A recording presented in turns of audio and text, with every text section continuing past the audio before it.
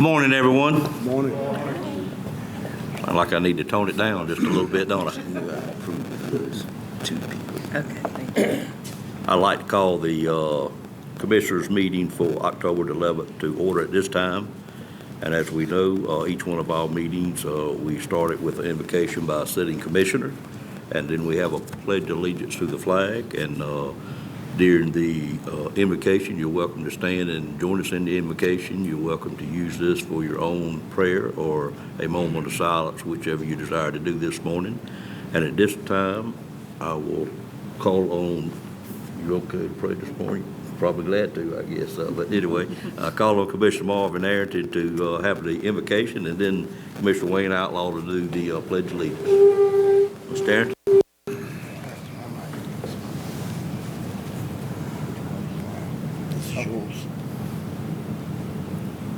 Good morning, everyone. Good morning. Let us pray. First, dear God, I want to thank you in the name of Jesus Christ, our Savior, to all those who are believers in you as our power that give us strength to do our daily lives.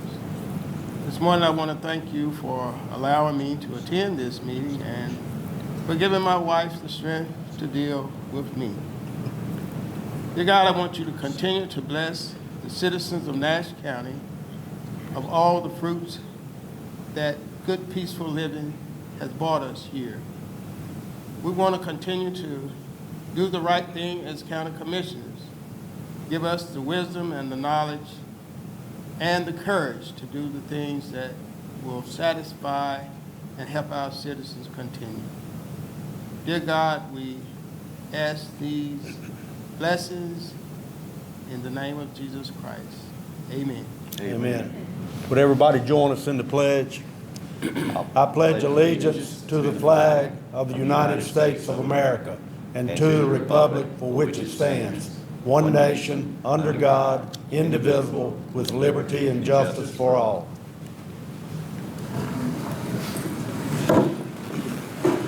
Thank you, fellow commissioners. And as we know, this is our budget work session for our fiscal year 25 budget. We have a task before us, but this board has always worked very well together, and I know we'll continue that over the next 2 days, and we'll do what the combined thinking of this board feels is the best thing for the citizens of Nash County. At this time, I'd just like to turn it over to our manager and ask her to lead the agenda for today. Stacy, if you'll take it, go. We're ready to start. Yes, sir. Thank you. Good morning, everyone. We would like to start the day off with Davenport Public Finance to give us a review of our financials. Let the board know what our financial condition is, what our debt capacity is, and we're going to talk about some of our larger projects and potentially doing some financing for that. And I would like to introduce Mitch with Davenport. Thank you, Mitch. And I know most of you are we've had Ted Cole with us for a couple of years, but know that Mitch has been right by his side on every phone call and every discussion with us with our financials, so he knows them just as well. So thank you for being with us this morning, Mitch. Yes, ma'am. Thank you for having me. Mr. Chair, members of the board, thanks for having me this morning. As Stacy said, we're going to go through some material similar to what we've talked about in some prior retreats and other planning sessions. Just give a brief overview, update on some of the key concepts we've covered in the past, and then go through some preliminary work we've been doing with staff to analyze potential capital projects that may be considered in the coming years as part of the development of your capital improvement plan, and look at some preliminary results of what that could mean for you all from financial and debt perspective for funding those projects. So I'm going to go through this at a fairly decent clip. I know y'all have a busy agenda, but think I'm going too fast or too slow, please jump in, let me know. And love to keep it conversational, so please feel free to interrupt along the way, ask questions along the way. Happy to do that. So, starting out, just big picture, want to give an update or a refresh on where you stand related to credit ratings. And this is important as we're thinking about funding capital projects and a capital improvement plan that may or may not include some level of debt issuance in the future. Much like in our personal lives, in our personal credit scores, when we go to buy a house or a car, the county's credit rating acts much the same way. It is what investors, what lenders will look to when determining whether they want to lend money to the county and at what interest rate. So this is an important part of the planning process, and we want to understand decisions that are made for funding capital projects and or issuing debt, what potential impact that might have on the county's credit rating. Starting out, you all are in a very strong position with your credit rating. You're a AA2 rating from Moody's Investor Service and a AA from Standard & Poor's. Those are the two largest national rating agencies, the two most commonly used rating agencies nationally. And where you stand is sort of 2 levels away from the highest possible rating that you could be. AAA for both Moody's and S&P is the highest level. And then there's AA1, AA+, and then you all at a AA2, AA. Very strong position to be in that provides you access to the capital markets, access to borrow money when you need to at attractive interest rates. For a little bit of perspective on that, on the right-hand side of the page, this is Moody's Investor Service, and this gives you kind of a breakdown of where others are rated both nationally and within North Carolina. And so you all, again, fall into that AA2 category. That is nationally, you're kind of in the largest category, AA2, of national rated entities. And then within North Carolina, you're kind of right in line with the median of your peers at AA2 around the state. There's 57 counties around the state that are rated by Moody's, and there's only 24 that are rated higher than you all. So you're in a good position. And I think always what's interesting is if you look in the green box at the bottom of this page, you can kind of see the names of the other counties that are rated by Moody's and who's rated at the same level as you are and who's rated higher than you all are. And you've been improving along these lines in recent years. You may recall, I can't believe it's been almost 18 months ago at this point, you received an upgrade or an improvement to your credit rating from Standard & Poor's. So been doing very well on this and improving here in recent years. Like I said, puts you in a good position to consider financing as a tool to help fund the capital projects if you choose to do that. And a little more on page 5, what goes into this credit rating. As we think about the planning process, what do you need to be aware of things that could impact your credit rating or impact your ability to borrow money? And I think the easiest place to talk off of is in the top left chart.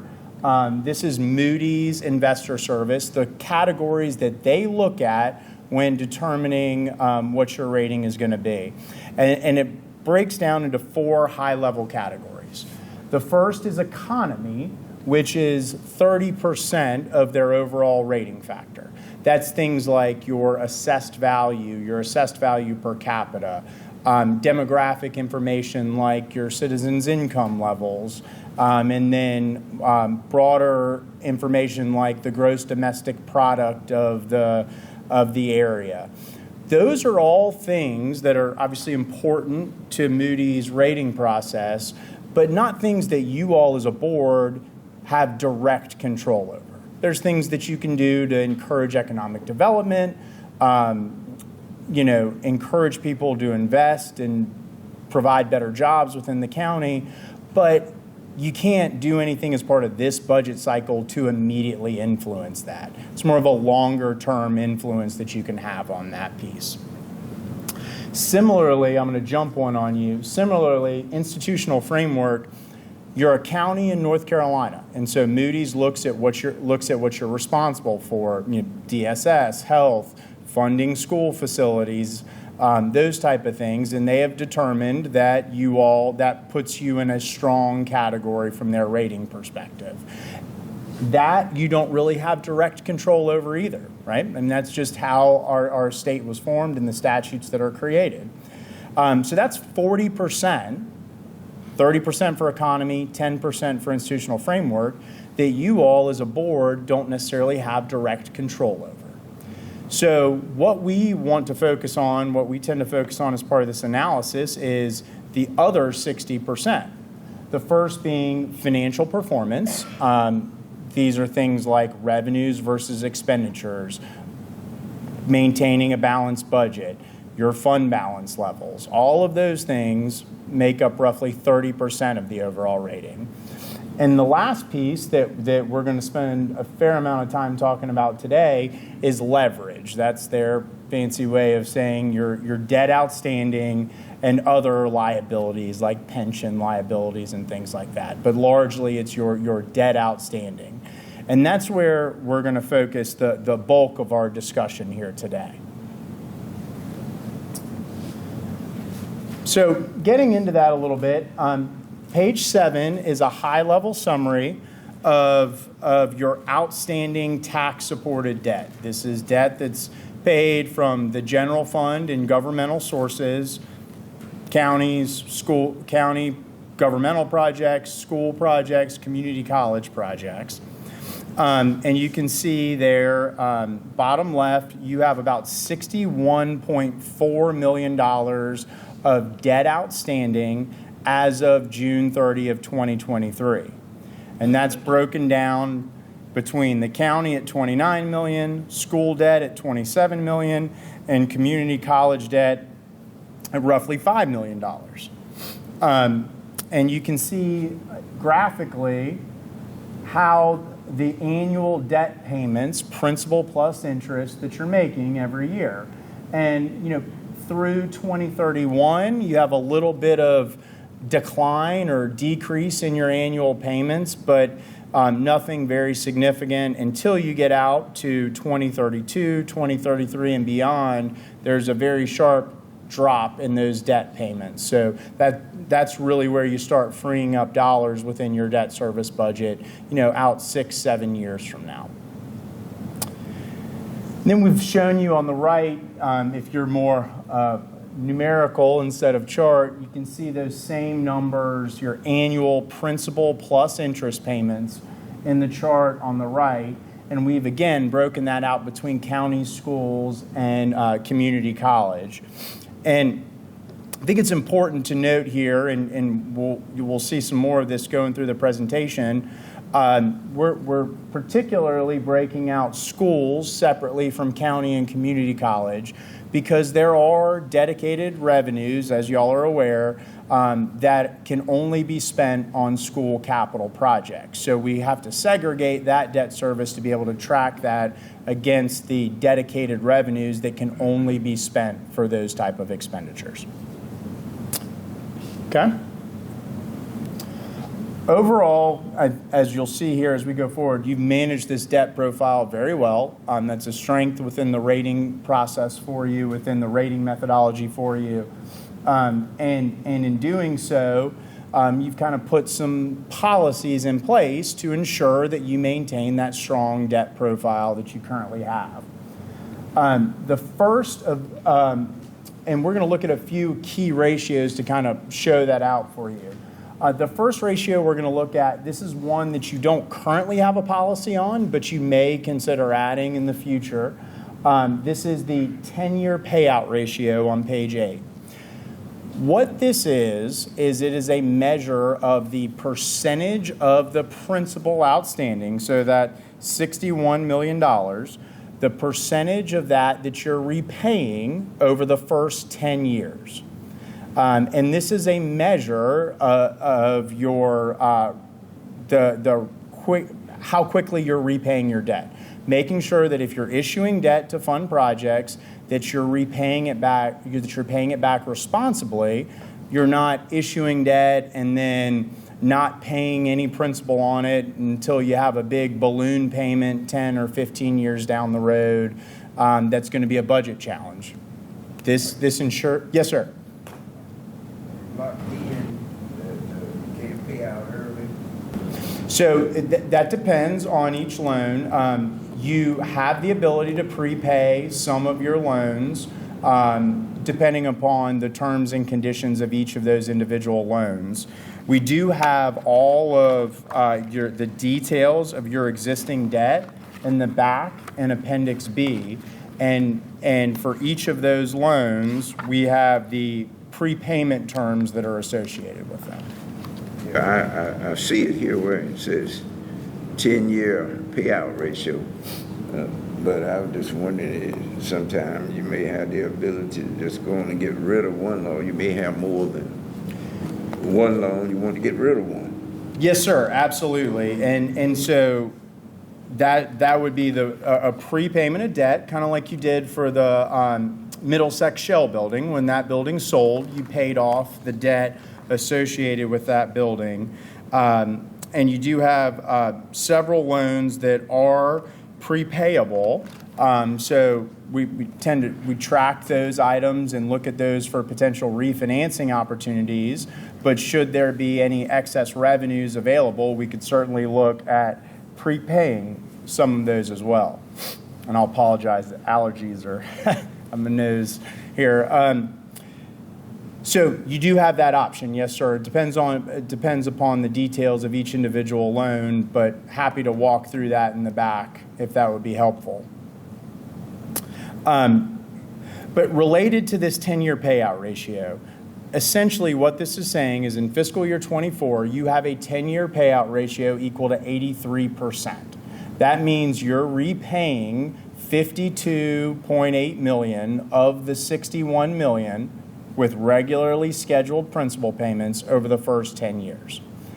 Typical policy levels we see for this ratio are in the 50 to 60% range. So you're well above that, puts you in a strong position relative to this ratio.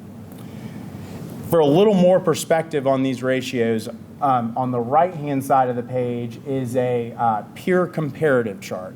And I'm going to walk you through this one in detail because we're going to see it again. But you all, Nash County, are in the gold bar at the top. That's your fiscal year 24 payout ratio and your fiscal year 2025 payout ratio. Again, 24 is 83%, improves a little bit in 25 to 86%. The light green bars are the nationally rated county medians, the counties that are rated AA1 nationally, which is one rating level ahead of you, AA2, which is your current rating level, and then AA3, which is one rating level below you. And we're graphing the medians of all of those counties here. So this is the average or the midpoint of all of that data. And you can see you're right in line or better than those medians nationally. Similarly, the dark green bars are the North Carolina medians. Same rating categories, AA1, AA2, and AA3. And the bars are the medians. We've also layered in the light blue bars on top here. That represents the range of data points that fall within those categories. So the left side is the lowest data point, and the right side is the highest data point within each of these rating categories. All of this is to say where you all stand on this ratio, at or above the medians, in very good shape related to this ratio. If you were to consider a policy, we would see you being above that policy level. Okay? A couple more. Yes, sir. If we were to decide to adopt a policy, what would be your thought on what that percentage should be? So Where we are. Typical policy range is in the 50 to 60% range. I'd say the most common we see is 50%, and I think that would be a good level to adopt, but certainly you could go higher if you wanted to. I think, Mr. Davis, as you're aware, local government commission for debt that you would be funding for schools or the community college, typically they will limit you to a 20-year maximum term, and they want to see that level principal schedule. So if you borrow $20 million, you pay back $1 million of principal every year. That in and of itself has a 50% payout ratio. So I think that's a good way to look at it is, the longest term debt that we would normally do for governmental projects with that amortization schedule gives you 50%. It's a good level to be at, and I think a good policy level to set. What's the highest you have seen? I don't like the sound of the 50%, so what's the highest? The highest we've seen is 60%. Still not good enough, is it? We don't need a policy. Got it. Yep, understood.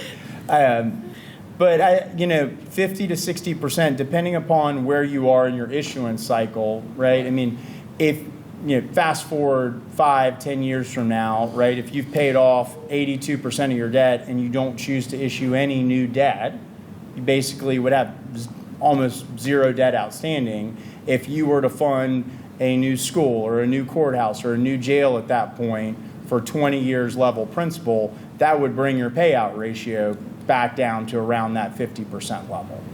Understood. Does that make sense? So Yes, sir. That's why we say when setting this policy, right, you want to set a minimum that makes sense for what you could be doing in the future, but still provides some guardrails. So that would kind of be my thought there, but certainly happy to dig in further. Okay, a couple more of these. The next three, and we'll go through these a little more quickly now that you know the layout, but these are all ones that you have policies on. So page 9 is debt to assessed value. Your debt outstanding as a percentage of your tax base. And as of fiscal year 24, that $61 million on your $8.5 billion tax base puts you right at 0.7% debt to assessed value. You have a policy here not to exceed 2%. So you're well below that policy level. I think this is a good policy. Typical policies we see are 2 to 3%. So you're on the more conservative side of that policy range. And we see that improving over time as your existing debt balance, as you pay off principal, your existing debt balance declines, and as your assessed value grows, this policy is improving as well. And so we have factored in the potential revaluation, or not potential, but the revaluation in fiscal year 25, and the potential impact there with the estimated assessed value of $10.99 billion. That brings you from 0.7% down to about 0.5% debt to assessed value. Again, you can look at that pure comparative on the right-hand side for a little more perspective. Caveat here on the national medians, those light green bars, you can see those medians are a little lower than where you're at. But we do lose a little bit of comparability when we get into some of these ratios because in other states like South Carolina, they have independent school districts that fund school capital projects. So they don't have South Carolina counties don't have school debt on their books like you all do. There's other states around the country that have the same. So you lose a little bit of comparability in that regards with the national medians. But certainly on the North Carolina medians in the dark green bar, you all are at or below those medians. So stack up nicely there. Okay. Page 10 is another policy that you all have, debt service as a percentage of expenditures or debt service compared to your overall budget. This ratio, you have a policy not to exceed 12%. Again, very strong policy, oftentimes we'll see upwards of 15 to 20% at a policy level. So at a 12%, that's a very strong level to be at. You all, as of fiscal year 24, were right at 6% debt to assessed value, so about half of your policy limit. So in good shape on this policy compared to this policy.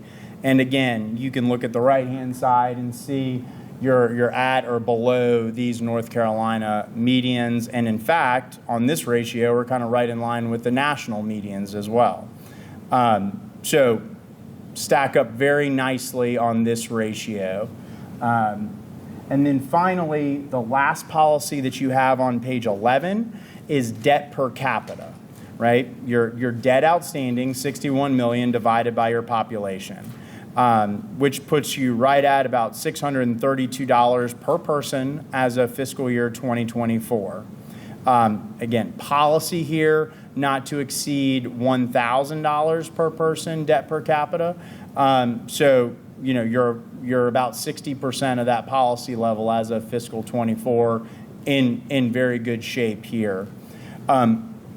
Taken as a whole, right, all of these ratios, you stack up nicely. This is proving out what I said earlier, that you've managed your debt profile very well compared to others, compared to policies.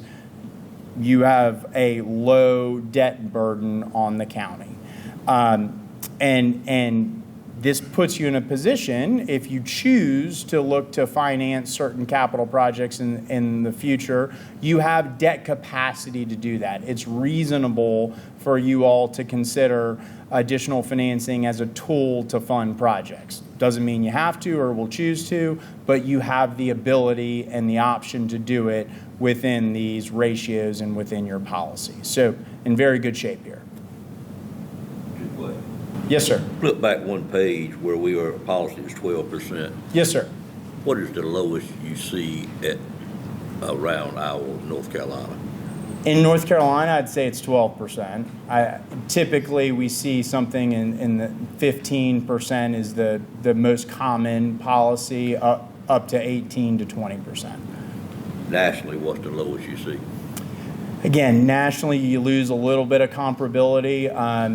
You know, we do see some folks in Virginia at 10%, but in Virginia, they also report school operating expenses as part of that calculation, so they're starting from a much higher base. So I would say 12%.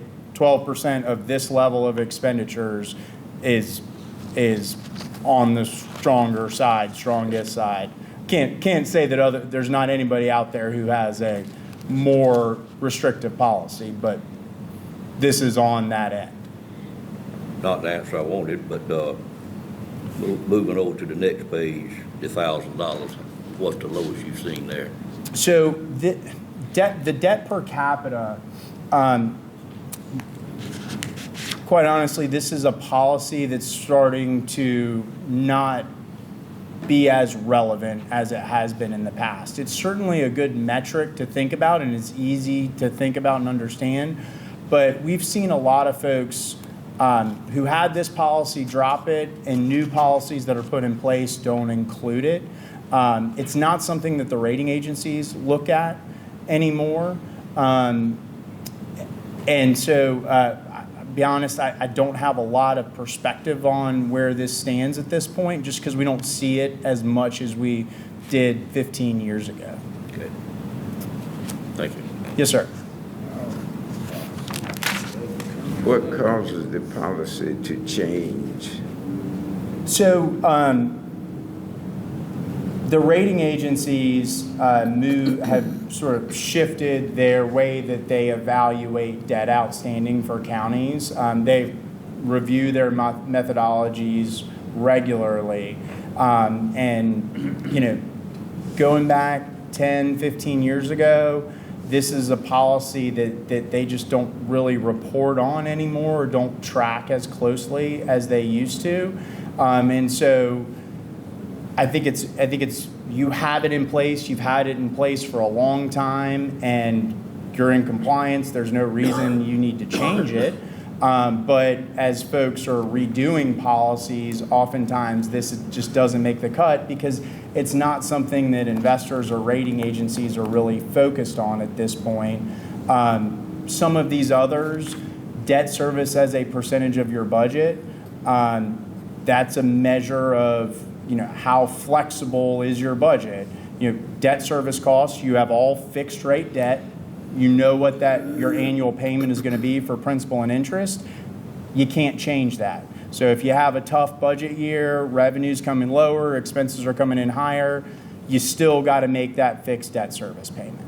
So that's been a measure that folks have looked at. They think that's maybe a more relevant measure because it measures your ability to repay that debt service. Similarly, debt to assessed value. Particularly in North Carolina, property taxes are your largest revenue source. So comparing the debt that you have outstanding to your tax base is really comparing it to your ability to generate revenue to repay that debt from your largest revenue source. And so those have tended to be more focused on as opposed to the debt per person. It does seem like the average citizen would be able to comprehend that number Absolutely. better than they could any other number that we're giving them. For that reason, I'd like to see us keep it because Absolutely. that's the one number I hear a citizen occasionally mention because it's something they can identify themselves to. Yes, sir. Absolutely. And I think that makes total sense. And again, you stack up very nicely compared to your policy here and compared to the peers. So I don't think there's any reason that you all would need to drop it. But just like I said, don't see as many folks implementing it based upon the current focus of the sort of lending community. Do you have an idea of those communities in other states that are in trouble for borrowing too much money? Do you have any idea how high you see that number get, that 1,000? Does it get up to 3,000, 4,000, 5,000? I don't, but we can follow up and we can look into that to see, so we can pull some information and kind of follow up with you, get that to you. We don't spend a lot of time on it, but it would be something that would help our board relate where we are versus where we would not want to be. Sure. What I can tell you from this data that I have is that, you can see these light blue bars in North Carolina. So the AA rated North Carolina counties. Right. There's a AA1 county that had something like $1,000 of debt per person. There's a AA2 county that had, up to $3,000 of debt per capita, right? That's on the higher end, and that's in your rating category still. Right. So a little bit of perspective there, but we can dig in more if you'd like us to. Thank you. Yes, sir. So, Okay, like on page 7, our debt payout over the next 10 years. Would it be safe to say that, I think most of the money that we borrow, that we have a low interest rate, and that by doing that, that puts the county in a good position. And the early payout, at that low rate, it'd be kind of hard to beat with the interest rates that exist today. So, right. So, yes, sir. I'm just saying, would it be safe that we would probably follow the pattern that you have out here to pay out all three of those debt, the county, the schools, the community college, and because we know what that fixed amount is going to be, and then if we decide that we want to take on some other debt, then we can do that because we know what that exact amount we got to pay out the next 10 years. Because the next evaluation, we would have paid off most of that debt. That's when that relief start going down. Yes, sir. Absolutely. I mean, I'm looking at your. It's page 7. I'm sorry. Yeah. Yeah, I was just going to show you, just looking at your debt outstanding. Sorry, I'm going to go back here for a moment. I mean, we've got each of your individual loans modeled. Okay, so you've got a 1.85% interest rate, a 2.07% interest rate, 2.6, 1.7, 5.67%, but this was a taxable rate done last year for the shell buildings, and that's the one that you anticipate paying off, right? Right. So taxable rate is going to be higher than tax exempt, and the goal is to pay this off from proceeds. So, you're in very good shape on these interest rates. Don't foresee there being really any opportunities to refinance this debt to save significantly. And then if you do have extra dollars and fund balance available, the question is going to be, does it make sense to pay off that low interest rate debt, or does it make sense to use those dollars to avoid new debt at an unforeseen interest rate in the future? So my point is we should stay the course. Yes. I think you're in very good shape. Yes, sir. All right. Okay. So the other concept related to this debt capacity, right, under these ratios, the other concept that we have to think about is your affordability, right? Just because you could issue debt within these policies doesn't mean that you have the dollars within your budget to necessarily pay for that new debt. That's going to be the ultimate question as we look to evaluate capital projects. So in doing that, I'm going to look at this analysis that we've seen in the past here. And again, I'm going to walk you through the next 2 pages so you know what the baseline is. And then the analysis of the capital funding will go a little more quickly. But I wanted to sort of reorient you to the analysis here that y'all have seen in the past. So page 12 is what we call the debt affordability for the county-related projects, or the county and Nash Community College debt. This does not include school debt that have those dedicated revenues tied to them. So in this chart, what we've got, this is all done by fiscal year. Column B is the existing county and community college debt service. And that's all being paid off by fiscal year 2037. So, within the next 12, 13 years, all of this debt will be paid off. Column C is a placeholder for future debt. If you choose to fund capital with additional debt, we could layer on the payments there. Columns D and E are future pay-as-you-go capital or cash-funded capital projects. And column D, we've got that populated. That is the current estimated pay-as-you-go capital for the fiscal year 25 budget. And so column F totals up all of the existing and proposed debt service and the proposed cash funding for capital projects. That gets us our total annual requirements, the expenses that we have to pay associated with the capital funding plan. Columns G through K identify the existing revenue sources or resources that are available to make those payments. And we've worked with staff to make sure this is current based upon the anticipated budget, proposed budget for fiscal 25. So column G is the dollars that are anticipated to be appropriated from the general fund in fiscal year 25 to make county and community college debt service payments. That's right at $3.1 million. And the idea here is that $3.1 million is currently or will be in your fiscal year 25 budget from available resources. You could continue funding at that level from the general fund for debt service into the future without impacting future budgets. So those dollars can be made available without coming up with new resources every year in the future. Column H is a sales tax that is being used to fund capital and debt service, and we've assumed no growth on those dollars. Column I is similar to column G. That is the estimated or anticipated budget for pay-as-you-go cash-funded capital in the fiscal 25 budget. Again, in the budget from recurring resources, and those dollars are available or assumed to be available every year going forward.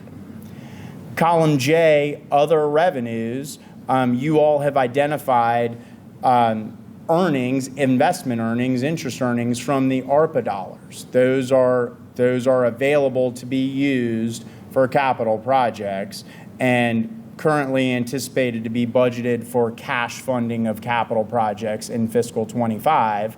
That's a one-time resource. That's why it doesn't continue into the future. Okay, and so that gets us to column K, your total revenues that are available. And then in column L, we're just comparing the revenues that are available in K to those requirements over in F to show our annual surplus or deficit. And essentially in fiscal 25, you've got a balanced budget. There's some rounding involved there that gets you to about $1,000 surplus. As you go forward, though, those surpluses increase, and that's driven by two things. Number one, column B, your existing debt service is declining a little bit every year.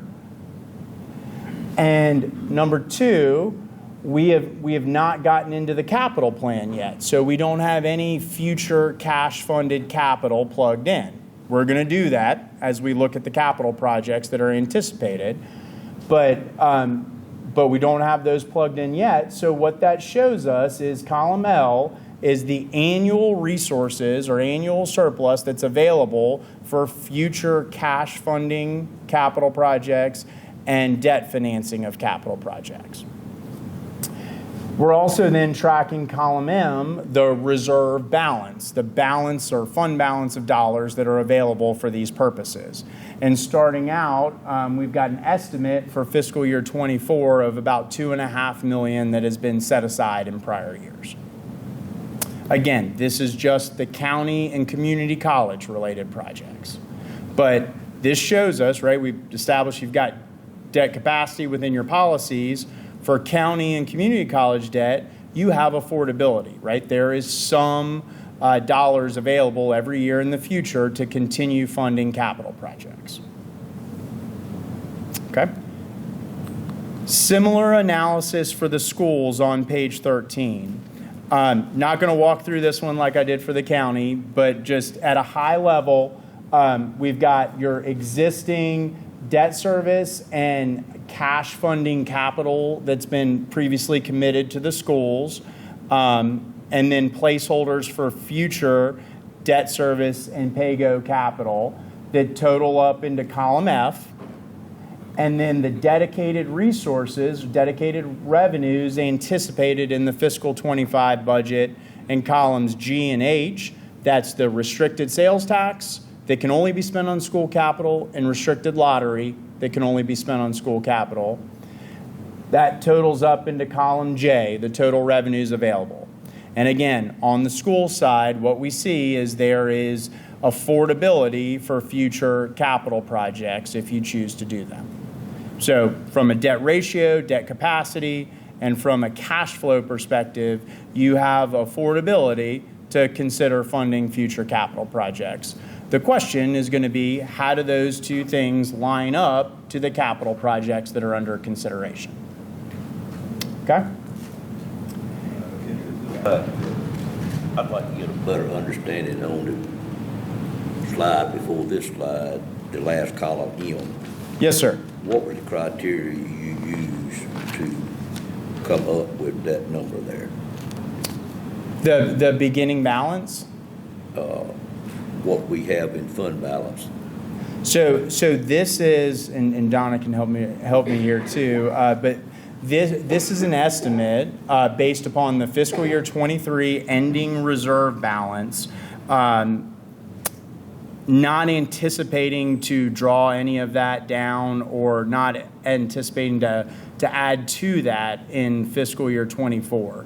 So this is essentially the existing balance in the county capital reserve fund that's available for future projects as of the fiscal '23 audit. It's from prior year surpluses that have been set aside for capital. Okay, I know we have our policy of where we want our fund balance, and we have teetered right on that limit for the last year at least, maybe year, 2 years.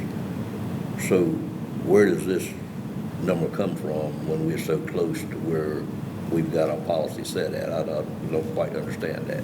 So this number is actually part of a capital project fund separate from the general fund. And so when we look at our policy, that's all built into the general fund and what we're funding each year. So this is a reserve that has. Understand? Appreciate it. Do you keep your capital reserve separate from other reserve that you may have? Yes, sir. This is outside of the general fund balance. So your general fund balance, and Mr. Davis mentioned this, you have a policy to maintain a minimum unassigned general fund balance, and you've kind of been right on top of that. This reserve is separate and apart from that. It's in a different fund for funding capital projects. And so this amount can be spent on capital projects. If it went to zero, it would not impact your general fund balance. Well, if you put the two together, couldn't you draw more interest? You're Interest rate? earning interest on all of the funds, regardless I of know, where they stand. I know it's sitting over there, it draws interest. But I'm saying if you put them together, your general fund and your capital, but keep a record, couldn't you draw more interest by doing that? Well, think about that for a second. I'm not sure that it would necessarily change the investment rate that you get by doing them together or separately, but I believe, tell me if I'm saying this wrong, you're doing exactly what you talked about. There is a central depository where all these funds kind of sit together, but from an accounting perspective, Donna can tell you exactly how much of that is tied to each of the funds. So I think Don, the way Donna keeps track of it is exactly how you outlined. Couldn't you track it if they were combined and track their capital budget? Can, but ultimately what this does with the way that the policy was set up in the past, when there were excess, and this was, I think the policies were set up in 2007 initially, we had reserves moved to this capital project fund, and this gives us the ability to keep it separate from the general fund, what we look at each year in the funding and the board adopts each year.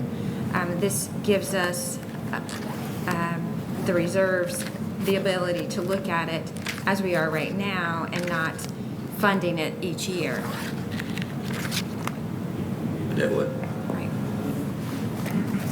Yeah, this is part of your policy. Just to maybe tie a bow on this. Sorry. So this is from your policy guidelines, county document policy guidelines, and what you have here, if you look under 4A, fund balances in excess of your minimum 20%. This is behind Appendix C, but fund balances in excess of 20% may be used for non-recurring expenditures, which for the most part, one-time expenditures is going to be capital projects. So I think the idea is as you're tracking your general fund balance against your policy, if you do get a little bit above that policy, you as a board can choose to either spend those on a capital project in that year or potentially move them, which has been done in the past, to this capital reserve fund to be spent on capital in the future. But so that's... We did that because our citizens, primarily our school people, so they could identify where we really were ability to do capital projects for schools. We wanted to make it very clear rather than have it all together. And it's worked very well for us to be able to show what our capacity is for capital. So I'm glad we did that back then. And it served the county well to be able to do that, because some people look at fund balance as fund balance as fund balance, where there are 3 or 4 different kinds of fund balance. Assigned fund balance is really what we want them to understand. Yeah, absolutely, and it does make this planning process It does. a lot more effective, because you can identify these dollars that are able to be spent. Okay. So I know you all have been working hard on evaluating capital projects this spring, and have been working with Jonathan back and forth on that. Page 15 shows the current draft, current thinking of potential capital projects. This is not final at this point. I know the capital project committee is still working through things, but this is the sort of where it stands as of today in the budget process. And we've got this broken out into a couple of different sections. Lines 1 through 12 are the county capital projects that are on the 5-year capital improvement plan. And lines 14 through 17 are the school projects. I believe Jonathan's going to be going through this in a lot more detail tomorrow, so I won't go project by project. But just big picture, the county projects fiscal year 25 to 30 that are currently being considered total about $27.8 million. And then the school projects total $49.5 million, for a grand total of $77.4 million of capital projects for the 5-year CIP. That's the current budget year, fiscal 25, or the upcoming budget year, fiscal 25, plus 5 future years. Couple of things that I think is worth noting. You all have been pursuing grant opportunities so that you can use outside funding sources as opposed to using county funding sources. And that has been able to fund some of the largest projects on this CIP, including some of the grants you've gotten from the state for the detention facility, $5 million. So that $5 million is fully grant funded. Another $2.1 million for storage and distribution facilities, emergency services, and sheriff projects. That was $2.1 million. And then for the schools, the Southern Nash Middle School project, you received a $40 million grant from the Needs-Based School Capital Fund for that project. It comes with a 10% match. So that's a roughly $44 million estimated project, with $40 million being funded from grant funding. So all of that is factored in to this capital analysis and results in about 60% of the overall $77 million being grant funded. We're also assuming that there will be continued cash funding of capital projects going forward. And for the county and the community college, that's on lines 10 and 11, pay-as-you-go capital funding. And as part of this conversation with the capital committee and with staff, understand that there has been a need identified to increase that annual cash funding of capital going forward. So you'll see on line 10, there is a step up from $1 million in fiscal year 26 up to $2.5 million by the end of this CIP period, so increasing in a like amount every year until you get to $2.5 million. This is current thought process on planning. We do understand, I think, that some of the requests that have come in are higher than that level for future cash funding of capital. So this is something that will need to be revisited every year as part of the budget process. But an increase in that cash funding capital is also planned as part of this. And so what we do is we take this information and we've identified sort of the funding sources between grants, cash, and future debt financing, which we've assumed about $17.6 million of a future debt financing to fund this program, which represents about 20% of the overall program. We layer this back in to the analysis that we walked through on the front end.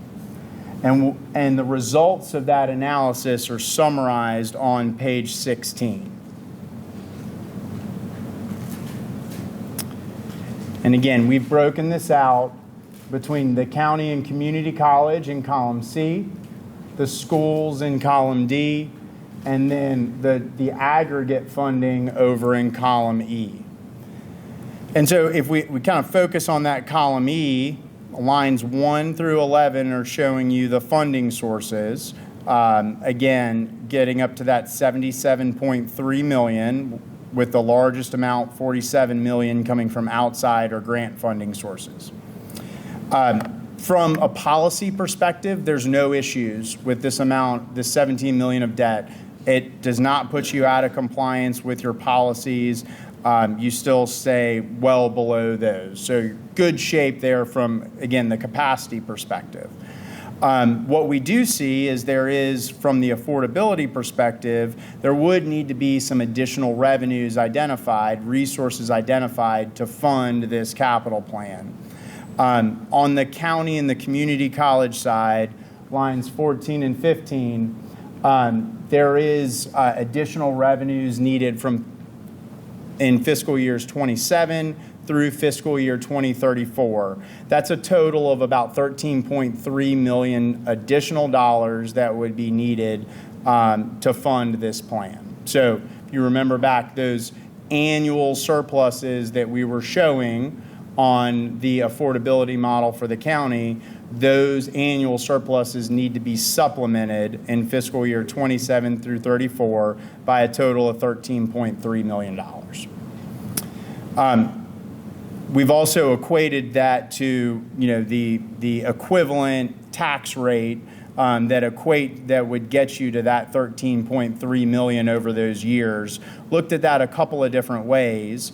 So lines 19 through 26 show you, if you kind of waited until you needed to come up with those revenues, the first year you would need to come up with additional revenue is fiscal year 27, and that would be the equivalent of about a half a penny on the tax rate, whether that's able to be found within the existing budget or from expense savings or finding other outside resources or the property tax rate.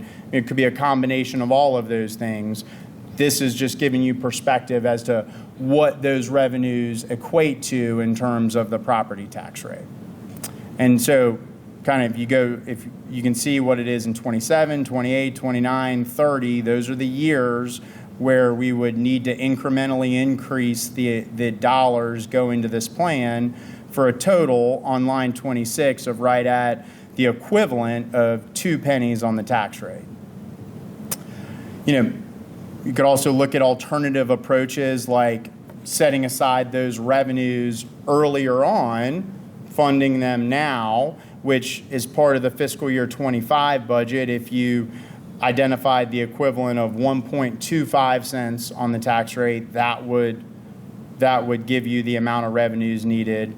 Next year's budget cycle, the equivalent of 1.4 cents would give you those same revenue sources.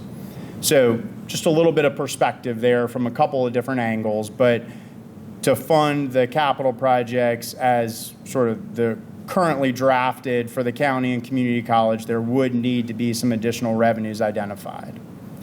On the school side, particularly because you're getting that large grant, there are no additional revenues that are needed to fund the school capital plan as it's currently laid out.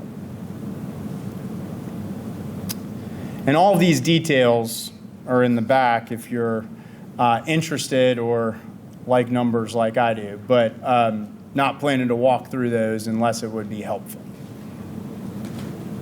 A few points to bring forward there.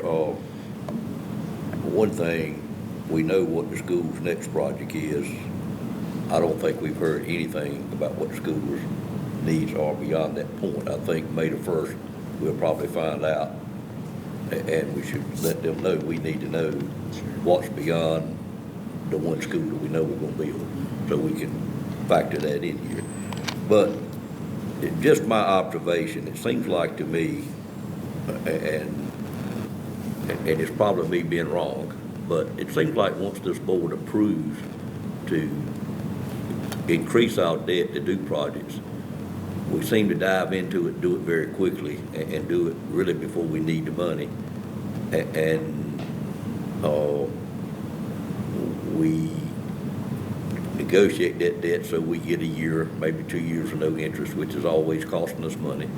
But what do we do to, I know it costs to issue debt, but what do we do to start issuing it when we really need it versus ahead of time, because we're not in a favorable debt borrowing time? And I know Davenport's going to tell us what it's going to look like 3 years from now, 4 years from now, what the interest rate's going to be. So how do other entities layer their needs in better than what I think we sometimes do? And no reflection on staff, because when you're at the rates that you read out a while ago, it didn't bother us to borrow at 1% or 1.3 and those numbers like that. It makes sense to do that. But where we're at now, could you give us a little bit of insight on how we should go about this? And I thought this 17 was going to be 10, but now it's 17. But guide us a little bit on how to layer that in. Sure. So, and the reality of it is, it's really driven by the projects, right? And so when we issue the debt, the debt is being issued at the same time that the projects are let or the projects are bid. So really, what the focus, I think, is in determining when to issue the debt is when to fund those projects. And I guess to your point, if they can be spread out more and delayed a few years to start those projects, to bid those projects out, that would spread the debt issuance out further and, improve this picture, certainly. But in the end, it really comes back to, I think, where you stand with the projects, what's driving the need, and are they needed, and are they needed now, or are they needed a year or 2 or 3 or 4 from now? And so that's kind of the driving factor behind this plan. And that's something that we had talked about with staff as we were reviewing this. It is a fairly front-loaded capital plan at this point.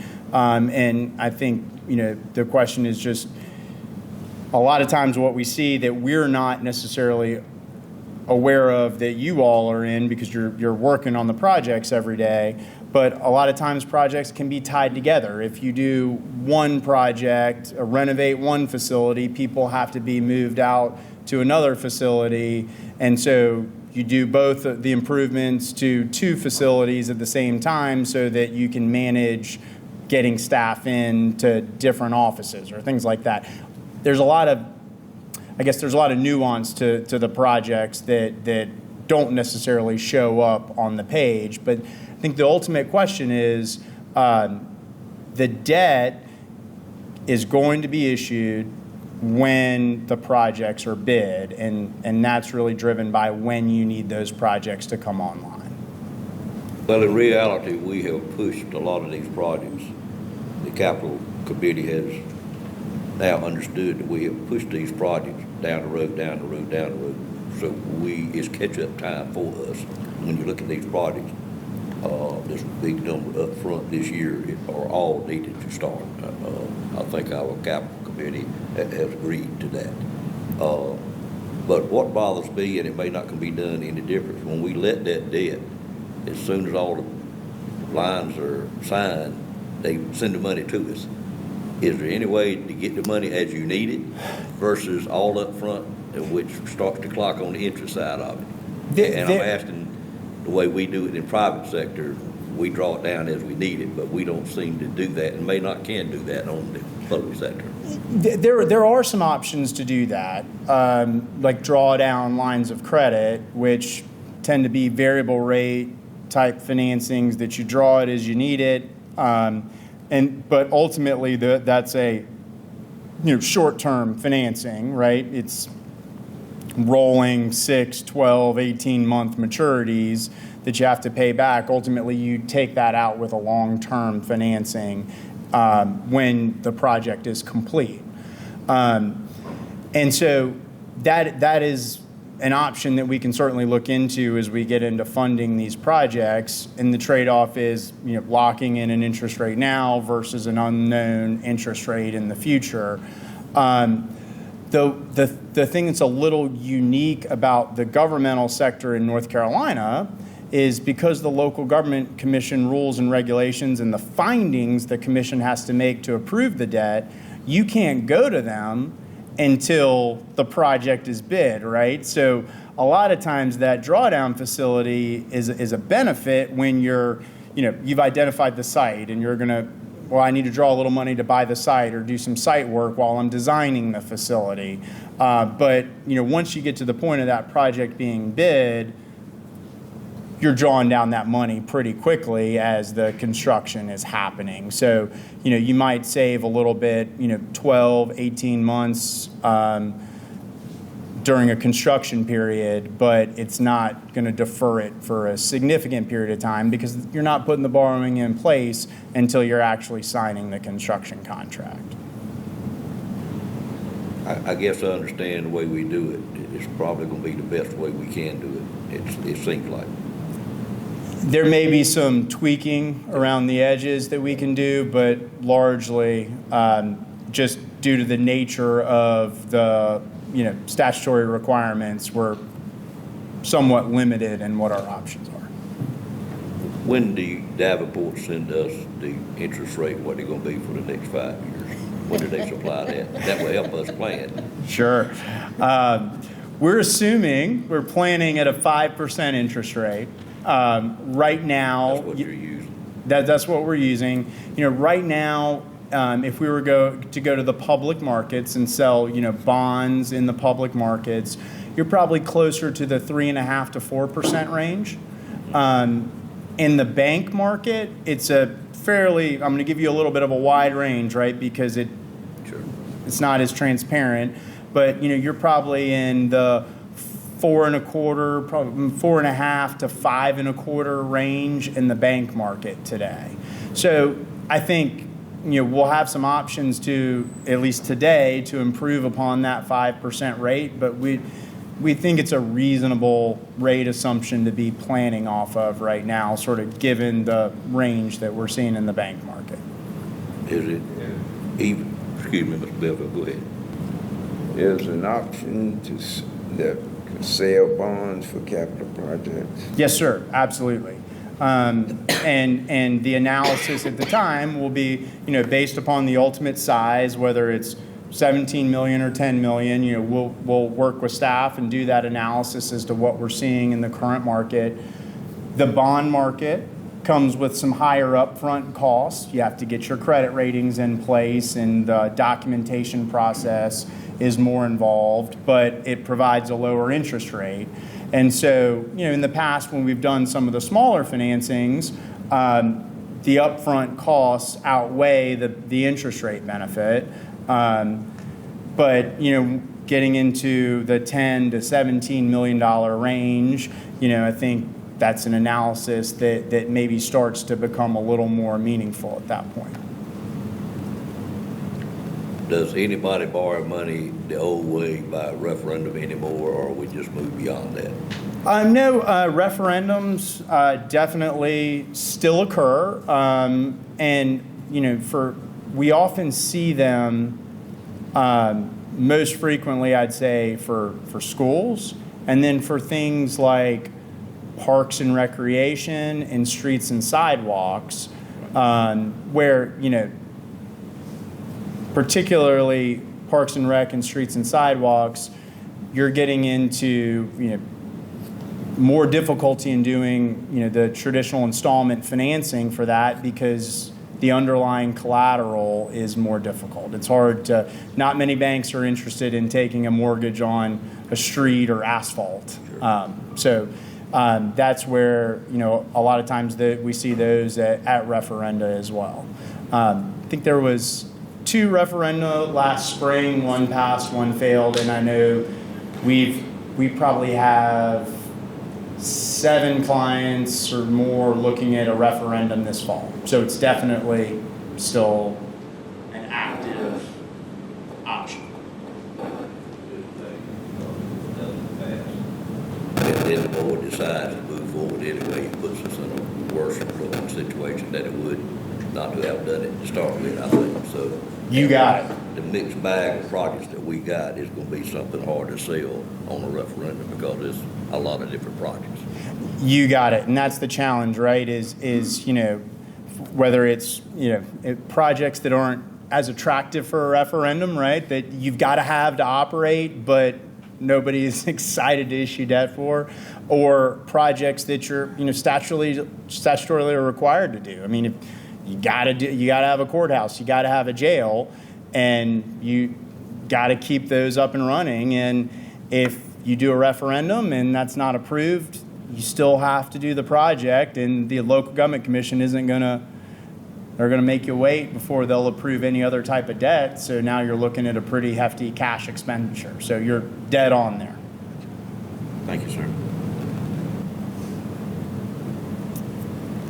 Any more questions for Mitch? Well, thank you so much for your time. We really appreciate Davenport and your time that you have spent with our staff and preparing for this, and really appreciate you being here today and going through this information. I think it's real important for the board for us to continue to review this on an annual basis and just kind of get our minds set for making some decisions moving forward. So thank you so much. Yes, ma'am. Thanks for having me. Absolutely. We can just take a quick break real quick and let folks have a minute. If we'll come back, let's plan on 10:30 reconvening, and we'll get with our folks from Piner and look at our revaluation. We'll go back into session at this time. I'll turn it back over to the manager. Thank you. The first thing we want to do is just kick this off with our revaluation video that our communications director, Jonathan Edwards, put together for us. I know we've seen this a couple of times, but it's a great overview to start this section.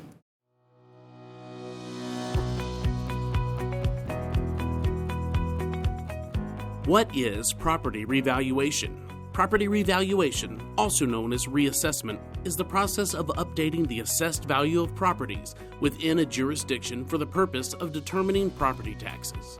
The state of North Carolina mandates that all 100 counties must perform a revaluation at least every 8 years. Some counties choose to reassess values more frequently, but Nash County's revaluation is usually on an 8-year cycle. So why is Nash County reassessing values early? You have probably noticed that homes and property prices have reached historic levels since Nash County's last revaluation in 2017. Values have increased so much that the state of North Carolina requires Nash County to reassess property values a year earlier than expected. Many counties around us are also going through the revaluation process. This action was triggered by a formula called the Sales Assessment Ratio. Every year, the state randomly selects properties that were sold in the county during a select time frame. If the county's assessed value of the properties is lower than 85% of the sale of the properties, a revaluation is triggered. After our 2017 revaluation, North Carolina's sales assessment ratio of selected Nash County properties was 98.42% of market value. Since that time, our sales assessment ratio has fallen to 62.41%, triggering a property revaluation. How does Nash County reassess property values? Nash County hired Piner Appraisal to perform this year's revaluation. Assessors from Piner review various factors that can influence property values, such as the size and age of your property, changes in the real estate market, and property improvements and deterioration. They use this information to reassess the value of each property to ensure that it reflects its current market worth. In early March, property owners will receive a notification of their updated property assessment, along with information on how to appeal if they believe there are errors in the assessment. Nash County then uses the updated assessments to calculate property taxes, an important revenue source for funding essential public services and infrastructure projects. An appeal process is included in the notification you receive by mail, which can also be found on Nash County's website at www.nashcountync.gov. The process includes formal and informal appeal opportunities. Will property taxes increase due to the revaluation? The purpose of tax revaluation is not to create more revenue, but to provide an accurate and equitable assessment of values countywide. Nash County may choose to remain at the tax rate of 67 cents per $100 valuation, or change to a new rate. 7 years ago, during the last revaluation, Nash County held the tax rate at 67 cents when property values decreased. During the 2009 revaluation, the county lowered the tax rate from 70 cents to 67 cents. The tax rate decision will be made later, during this year's budget process, and is expected to be adopted by the Board of Commissioners no later than June 30th, 2024. Once approved, the new tax rate will be used to calculate 2024 property tax bills expected to be issued to all Nash County property owners in the fall of 2024. If you have any questions about Nash County property revaluation, please contact our tax office at 252-462-2778 from 8 a.m. to 5 p.m. on weekdays. Thank you, Jonathan. And now I'd just like to ask for Gene Roundtree and Jim Wren to join us. I wanted them to come today and give the board just an overview of what has taken place since those values have hit our citizens' mailboxes, and they have been receiving those calls and interacting with our citizens. So I wanted them to provide you all with a summary of that interaction. And welcome today, gentlemen. And they do have to get back to the office and meet with some of our citizens, so we won't take too much of their time, but thank you for being here with us today. Thank you for having us. As I guess by this time, I'm assuming that there's probably hardly anyone, if anyone, that is not aware that we're in the process of performing a countywide revaluation. Currently we're in the latter stages of the informal process, and of course after which we'll enter into the more formal process. We were asked to kind of comment on the demeanor or the disposition of our taxpayers as they have approached us via phone or by coming into office or whatever. But we've been, I was going to say pleasantly surprised, but knowing the people of Nash County, the taxpayers, they've always been pleasant. So people come to us and, like I say, they call us or they come into the office, they have questions, and we do our best to answer those questions to their satisfaction.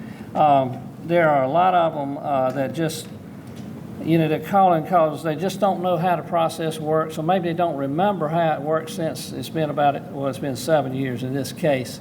A lot of times, there are taxpayers that are new to the homeowner's experience. We have a lot of young taxpayers that are new homeowners, and they come in and they just want to know how it works. I'm surprised at how many taxpayers are coming in that they're not arguing so much with the value. They're obviously, like all of us, concerned about, how much their property their taxes are going to increase. That's a very common question. And then you have, I'm also pleasantly surprised, how many new faces we have in the community, new people that have moved to Nash County, and they don't, or especially those that move in from out of state. It's, when a lot of times the states they come from, it just doesn't work the same as it does here in North Carolina. So we have spent some time, explaining to them how the process works. We talk to a lot of people. In other words, after we get through discussing how it works with them and, I'm surprised at how many will say, okay, I just wanted to understand things, and then they take their that information, and many times they go back without filing any kind of appeal. We have had a significant number of appeals, but nothing unusual yet, and Gene's going to go over some numbers about the quantity of those appeals and some other numbers in just a minute. But I think by and large, I think the biggest question or most common question that we get is, they'll see, obviously they're looking at this new value and it's significantly higher in most cases. And, they're worried about, how am I going to pay my taxes, because they're aware of the current tax rate. And many times they'll sit there and say, I want you to figure out what this is going to be, understandably, if the tax rate don't change, and that gets their attention. So, but we also have people that come in, many people that come in that have, have a recent appraisal, perhaps from a refinance or a new home that they bought, and we can certainly use that, because the process all across the state that is used to determine the values is called mass appraisal. But a fee appraisal is obviously more, it's more concentrated on the subject at hand, their property. So we always give that a significant amount of weight as we go through the process of reviewing their appeal. So we've done a lot of talking to people and that part of it, but we haven't had as much time as we would like to have, of course, to process the appeals and get that, because what we have to do is when we process an appeal, we go over it, we talk, we discuss with the taxpayer whatever conditions they may want to make us aware of that we were not aware of, because we can't see inside a house, and sometimes there are things going on with the land or inside a home that we're just not aware of, and then we're able to take that in consideration as well. But by and large, the process thus far has been very pleasant overall, and we've not had any issues that were dramatic or anything with anyone. They've been very cooperative and very good about going back sometimes and getting the information that we need to consider a possible adjustment to their property values. So with that, I think Gene's got some data that he's going to go over with us, and of course we'll answer any questions that you might have. Thank you, Jim. Good morning. Pretty much when we sent notices out, not quite a month ago, but so far we had phone logs. So we had approximately between March 20th and April 9th about 700 calls. These calls consisted of, like Jim said, a lot of times just questions about the form. We took some calls and they were like, we took the appeal. Sometimes some elderly people that couldn't get out, we would process it right there as we talked to them and write up. We had questions about the elderly exemption. We've distributed quite a few of those forms as people come in. But that was the main thing. The calls were just mostly questions, and then we also had people answering the phone, making appointments, and pretty much we've been pretty busy on the appointments since then, pretty much filled up Jim and I's days as far as we set them about 20 minutes apart and people would come in. We've had about 5 to 10 walk-ins about every day that just come in, and we'll see them. We work those into the schedule as we get it done. We've had so far the number of appeals that we recorded a couple of days ago has been about 345.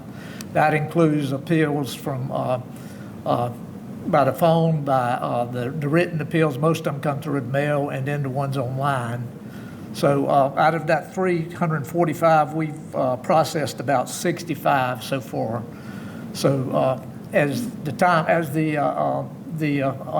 in-office appointments diminish, we will be able to process, get some more of these. We got production to get these things going. But as most of you know, the deadline for the informal appeals is April 15th, and usually in tax listing and tax collections, there's always a big push at the very end. So we feel like we're going to get quite a few more between that time. But and some of the factors that Jim touched on, some of these factors that are leading up to any type of adjustments. And we had adjustments where sometimes people wanted the value to go up. Majority of them, of course, wanted the value to go down. But then some, just like I said, had questions. And we have quite a few that just turned in a form, signed the bottom of it, and said, no, the value is okay. I don't have that number. But some of the factors that, if we've made changes, were, first of all, like he said, a fee appraisal was one of the big items. But it's mostly about the data. We check them, we go over, we show them a picture of the house, we start going through the data, square footage, number of bathrooms, the land, how many acres they own. But we try to make sure all our data is correct. And sometimes those are some of the things that, and the house grades that affect the value that might be out of whack. So, some of the adjustments, we like I said, right now we're about 20% of the total appeals that we've made adjustments on. Yesterday we had Jim and I worked residential properties. We had 2 commercial appraisers in yesterday, and we had about 25 appointments between those 2. And as time goes on, we'll probably have those 2 fellows back after we get all the appeals in. So we're looking toward getting this, finished in a timely manner. And I know the board would, as soon as we can get this part finished, we'll go to the formal appeals, the Board of Equalization Review, and that will be the next process. Any questions that you may have? Gene, for the elderly exemption, how are those individuals advised that is available? Everyone that comes in, we usually talk to them about that, Come in. If it's just they get their tax assessment, how do they know that there's an exemption available to them? Can you kind of go over that criteria to explain it so everybody understands? I understand it because I've worked with a few people on it, but just make sure everybody understands that. Yes, sir. Right now we have applications on our website for the senior citizens exemption and the veterans exemptions. And a lot of people do call our office to inquire about that. And just a little bit about those programs, the elderly and disabled exclusion, you have to be 65 years or older and your income cannot exceed $36,700. And if they qualify for that, then they get at least $25,000 off the value of their property, or up to about 50%. But it is an age and an income qualifier. And on our veteran program, they have to be rated 100% from the VA. And we're fortunate that we do have Mr. Rogers, and a veteran services officer here, and he does a great job of assisting our veterans in getting there. There's a certain form they have to have completed to go along with their application, stating that they do have that rating. And they get a $45,000 exemption off of the value of their property. It's just a flat $45,000. But we do have those applications online for people to fill out, and if they do call us, we let them know that it's online, and we can mail them one. Is there anything on the mail out that would tell them that is available based on certain criteria? Because I know I worked a few years back with an elderly lady, in the Westmount community who has no access to computers, to technology? Yeah, we normally send out that information when we do our listing forms at the beginning of the year. There's an insert in there referencing these exemption programs. Well, what about veterans now? Is there a pay level you got to be at on that, or is that just veterans in general? No, there's no income limit for the veterans. They just have to have that rating of 100% through the VA, and they will qualify for it. And then they can get that $45,000 off. Okay. Yeah, it's 100% disability, right? Yeah. It's disability, right? Yes. Yeah, Yes. right. Could a person be approved for both? I think they have to have one or the other. One or the other? Yes. Okay. Mhm. And the veterans exemption, also, if there's a surviving spouse who has not remarried, that person would qualify for the exemption as well. So,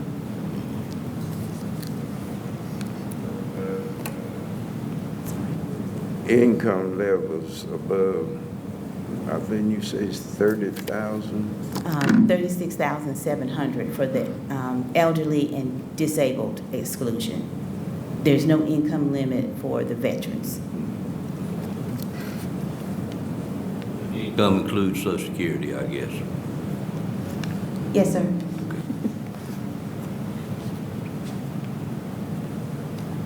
Okay.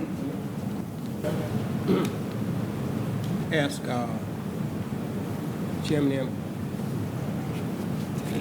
my constituents, when I asked the question about the things that you took in consideration during evaluation, I'm sorry, I didn't hear that. okay, a lot of folks want to know, during the reevaluation, whether their neighborhood that they live in was taken consideration, whether the fire district that they live in was taken consideration, those types of. Yes, sir, all of that is taken into consideration. Yeah. Location is considered. It's a big part. All right. Yeah, I just need you to say that so they will understand that they were taken in Yes, sir, that's a consideration. good point. All right? Obviously, location is a big part of real estate value.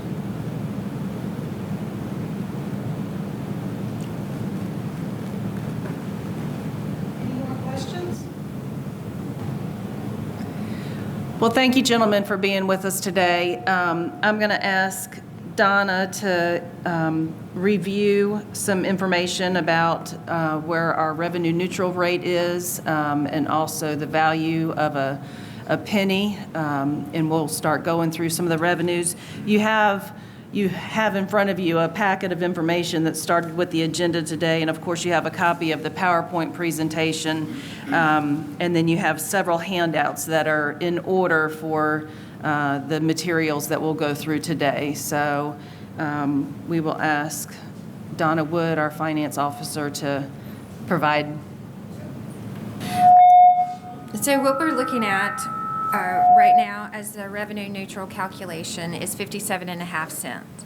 And so what we did with that information, and that's based on the formula on a 7-year schedule. And with that, I don't believe that was put into the package. I had an older one that I was, 57.5 cents is revenue neutral. And based on the estimated value provided by the tax office, 1 penny will generate $1,099,400. $1,099,400. And that's actually one of the pages. So that is in your packet. So the value that was provided by the tax office for Nash County, the assessed tax base, is $10,994,000,000. And if we look at that compared to the estimate from last year, it's 28.9% increase in our estimated tax base.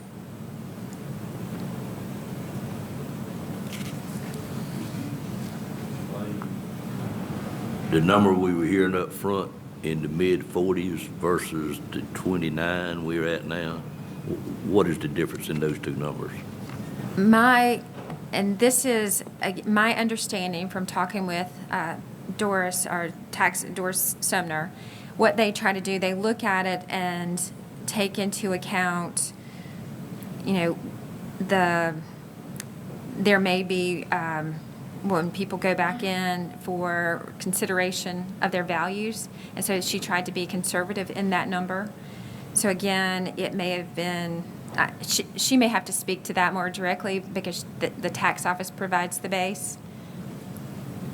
The big difference between when we were talking 45 to 46, even 49 one time versus 29 now, there's got to be something that we're saying it different, I would think. I think there were a lot of factors involved. Doris Lee.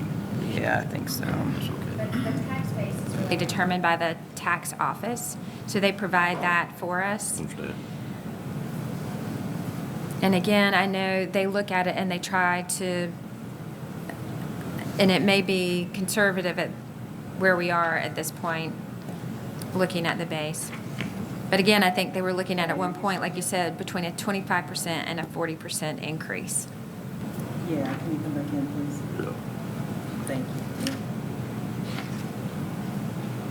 And I don't mean to put anybody on the spot, I just see a big difference in that number. No, there are other factors involved, and Doris can speak to those. She's coming back in.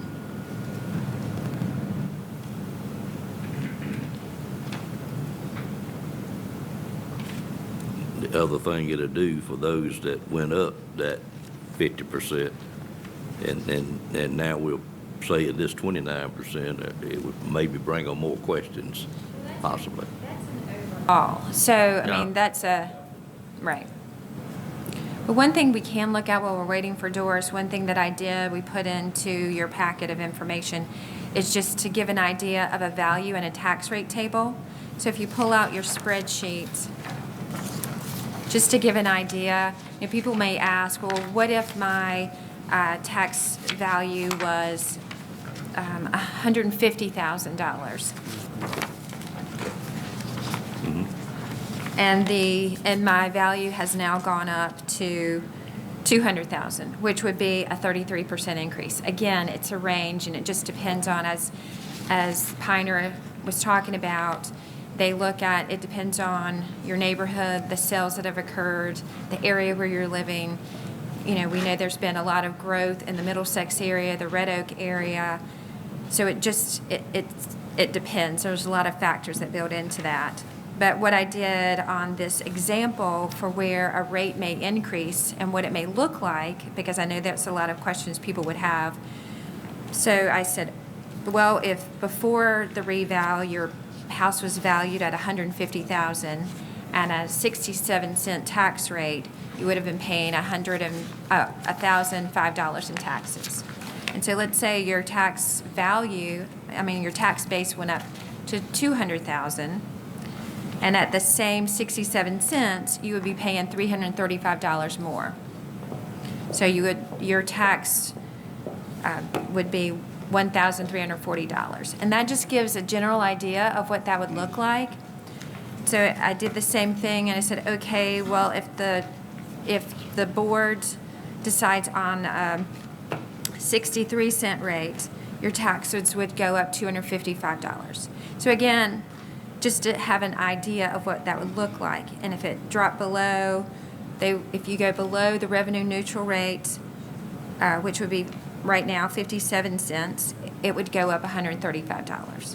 And I did that also, let's say your house was valued prior to the reval at $400,000, and it went up to $525,000, which would be a 31.25% increase.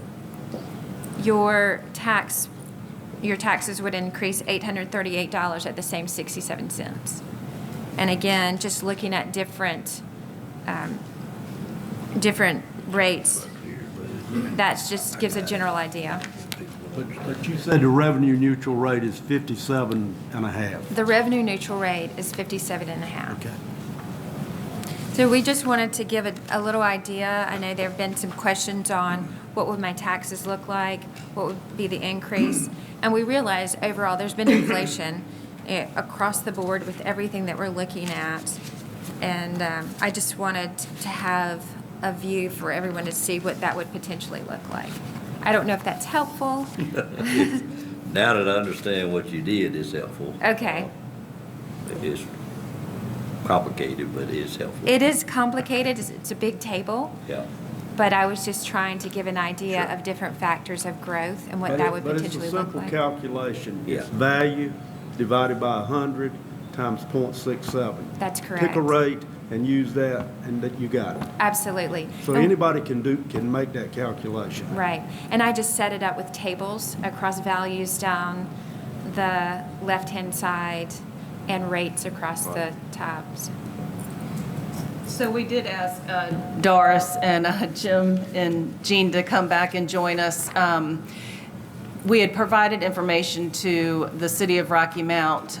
They were asking for the values for our different towns, and you can see those here. The board has a handout in front of them that has these 3 slides on it. But yeah, gentlemen, if one or all of you want to head to the mic, because we've got a total increase in values for our towns at 38.55%. You can see that in the lower right-hand part of the slide. For the unincorporated areas, an increase of 31.70%, and then a combined increase overall for the county of 35.7%. And Chairman Davis was questioning the 28.932% when Donna talked about the $10,999,000 of total assessed value. So if you all could help us understand the difference between those percentages, the percentages that we're seeing there on the screen and the 28.93%, yeah, I had shown that to them. I wasn't questioning it, Madam Manager, I was observing it, but.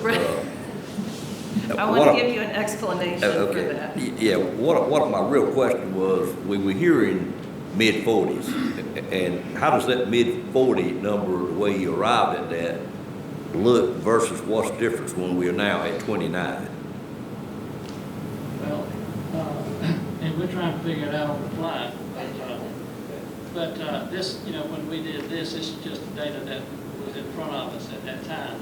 I think one thing is when we figured these numbers in, the new numbers, we figured in, I think it was like 8%, or it was a percentage of potential loss due to the appeals process, which that's an unknown. It's a. And it got from 49 down to like 42 Okay, yeah. on one of your presentations. I think you're right, yeah. And now we're at, if the number's comparable, now we're at 29. Okay, now, I don't know, I'd have to go back and do some research and get back to you for a more definitive answer. But Sure. I do know that also beyond the estimate of loss of appeals, of valuation loss due to appeals, there was also other factors like the elderly and the elderly exclusion and the vets exclusions. Builder's and, discounts. Builder's discount exclusions, they have been, factored in now. But I see. at that time, it was a significant number of other factors that we were not focused on. Gotcha. And I apologize that that was it wasn't intended to be misleading, but yeah, the numbers have come down. Of course, we were also still, we had started just shortly after that, I think, in March, we started to work on appeals. We've worked some of them. Well, in your defense, the numbers that got published early compared with the way other counties were publishing the number, you could tell that, so. Right, yeah. And your builder discount that you mentioned, which is a new law, can be a significant number if there are a Oh, lot yeah, of yeah. holding setting. Uh-huh. Very familiar with that. Right. And it can change it quite a bit if you've Right. got either vacant lots or vacant houses sitting still that hadn't ever transferred into a first owner's name. Yes. It does make a big difference. And we've only had that for like 2 years, something the Right. General Assembly did. So if none of that was in there, I'm beginning to understand Oh, okay. why there's significant difference. Okay. Anything you got? Is that satisfactory? I think so. I think in, probably none of us will be around in 8 years, but maybe future times we should, probably that first number we throw out there, try to take some of those things into account to Yeah. take the sticker shock off of it, which would help a lot probably making Yes. people feel better. I mean, when you throw that's out true. 49%, Right. everybody gets excited, and if it had been Yeah. 29%, Right. they would have been exciting is good sometimes, but in this case, it wasn't good, Right. so we may could help ourselves there. Yeah, I can understand that. I will try, as a concerned citizen 8 years from now, I'll try to I got you. advise others of that, and that's a very good point. Right. It's not criticism at all. I do see Oh, how, no. None where we taken. are now versus where we were to begin with. Yeah, and this is a constantly moving target. Sure, it through is. time. And, you know, I know Wilson was at 62% to begin with, Yeah, based on a news article that I read. right. So I hope theirs come down some too for those citizens of I Wilson feel County. like it most likely has through Right. the process, Sure, okay. but that's a good point. Thank you, Mr. Wren. Thank you. We appreciate Thank you you. all coming back in. And I will point out to the board, on this handout, you will see that, you know, the number that we're looking at up on the screen, the total assessed value, is for real property. And then there's other sources of revenue that are tied to this that come to get us to the total of the $10,994,000,000. So that percentage, the 28%, has got all of those figures factored into that. So there's additional areas. If we looked at the figure on the screen by itself, you see that figure is at a 35.7% increase overall for the county for real property. So lots of factors involved there. Do you know if the values we gave the town, you mentioned maybe Rocky Mount asked for them and some others, I'm sure, do these values include those other sources of income, or are they strictly? I think it's property? strictly real property, yes. Strictly real It's strictly the number that they were doing the revaluation on, which is the real property. Could we verify that for sure? Yeah, Okay. yeah, absolutely. At some point, that certainly don't need to know now. Right. Okay. And Donna went over the table with you all. Table, I know it's a lot of information to look at.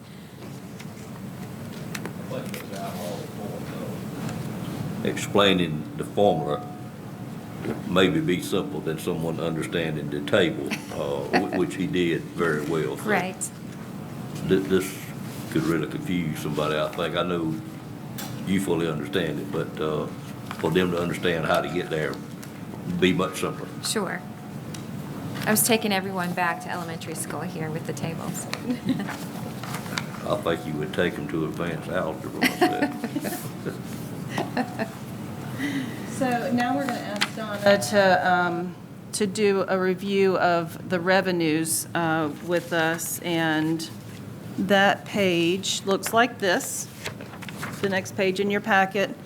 And of course, we went over a page like this in our small budget work sessions. And the top portion of the page is revenues, and the bottom portion of that page is expenditures. And I think you all were asked to bring your notebooks with you from the small budget work session. So you have We weren't asked, we were told to. You were told to bring it. Yes, ma'am. Whether, and if you don't have it, I do have some extras with me. But if you'll recall, there was the same page in that book, and if you would like to just look at the two together to compare, you can do that. And what you would be looking at in comparison is the work that has been done since we last met. And so that was your first tab. It was the revaluation tab. And we had a couple of pages that look like the one that we just went over, and then you've got this one in your book.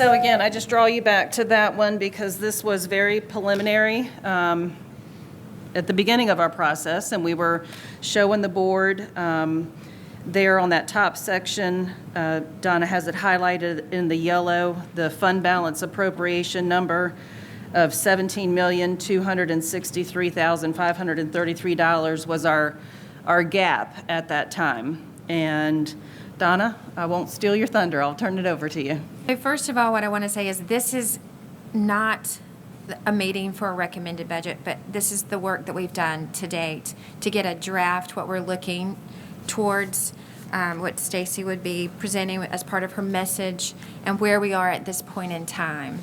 So what we have in the far right column is the change percentage, and that's the change in what we currently have in a draft recommended compared to the approved budget for the current fiscal year that we're in. So the first item that I want to talk about is sort of what we had. So originally when we presented in small groups or talked in small groups, I'd baked in, we had included a revenue neutral number, or the first pass had a revenue neutral number. And again, we were looking at, we were hearing that sales tax may be decreasing at the same time. We had all the specific requests from each department, including their revenue in there, and how we were looking at it.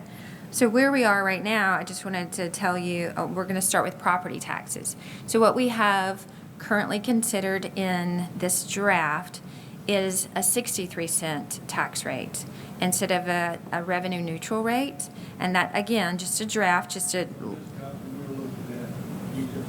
63 cents. 3 cents.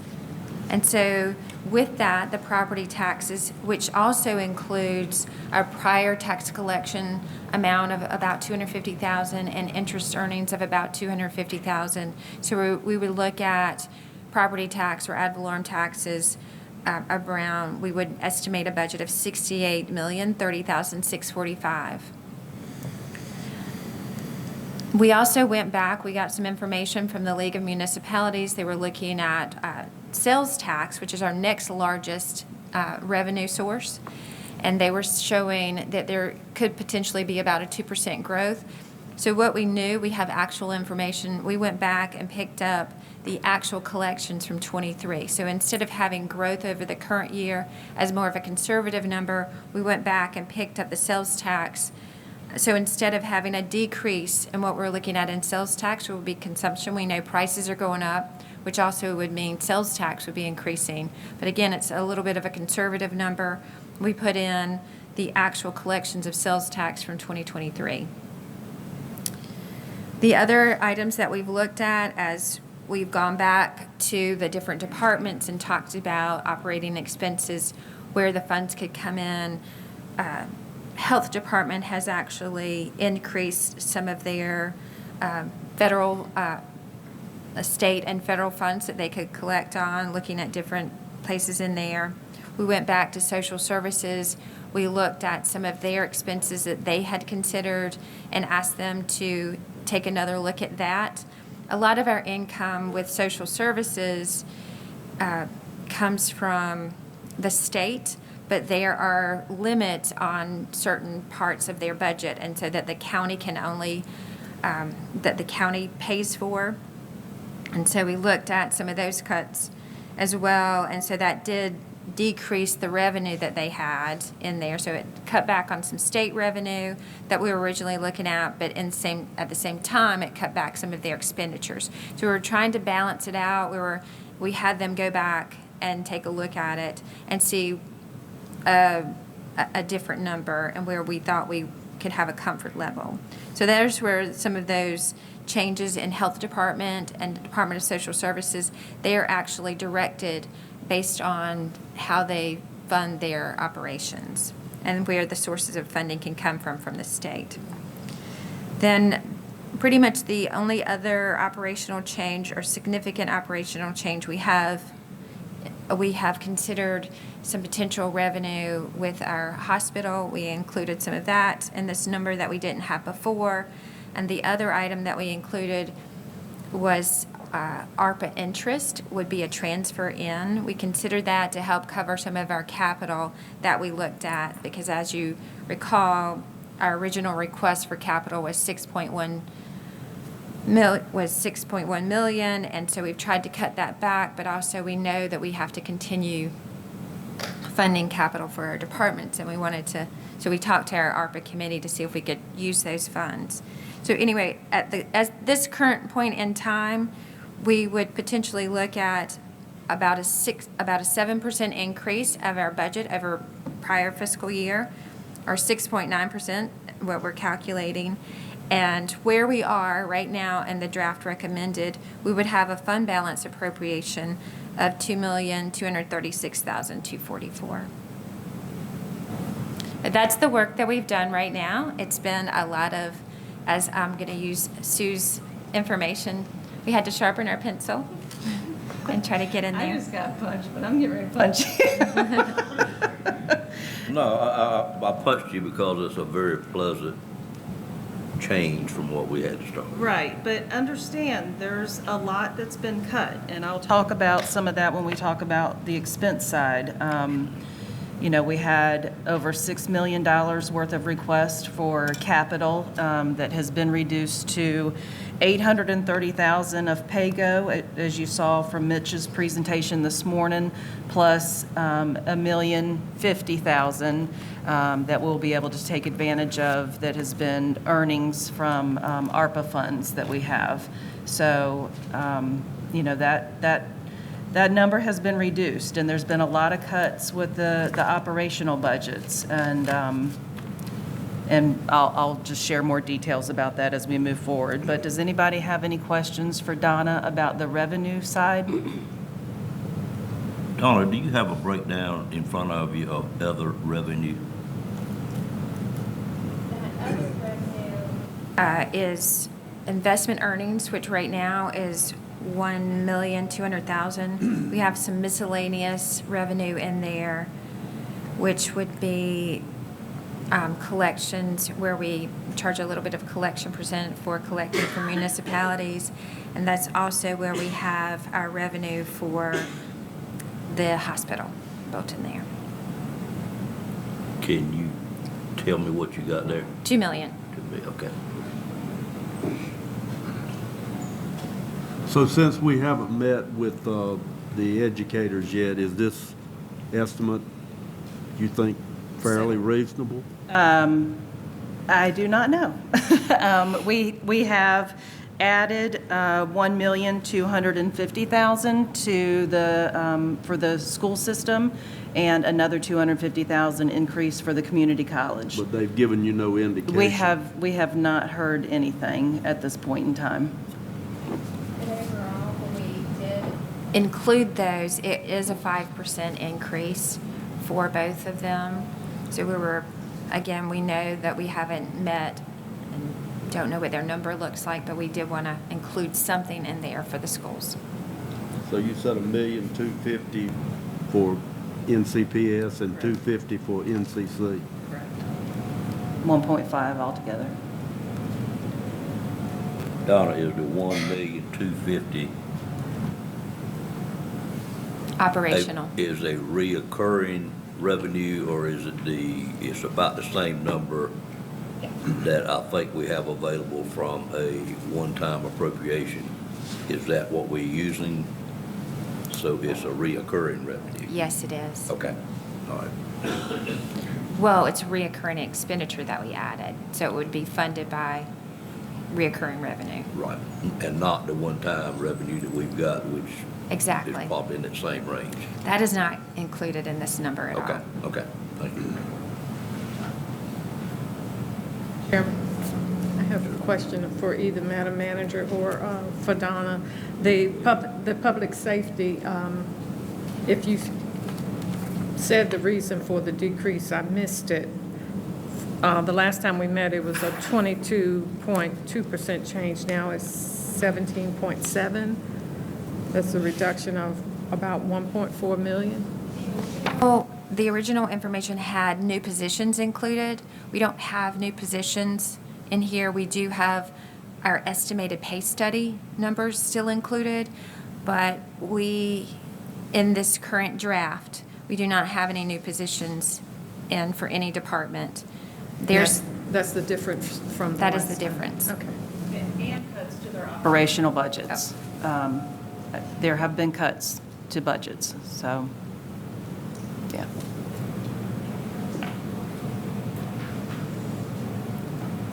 Okay. Well, if I stick with the agenda, I know that our lunch is coming in, and so we'll go ahead and take a break and have our lunch, and then we will come back together. And is it too early? You want me to keep going? Have you've been through revenues, what's the next? The expenditure side. Expenditure side. Do we have time to do that? We probably do. Yeah. What's your meeting, ma'am? What do you want? We can keep going. Okay.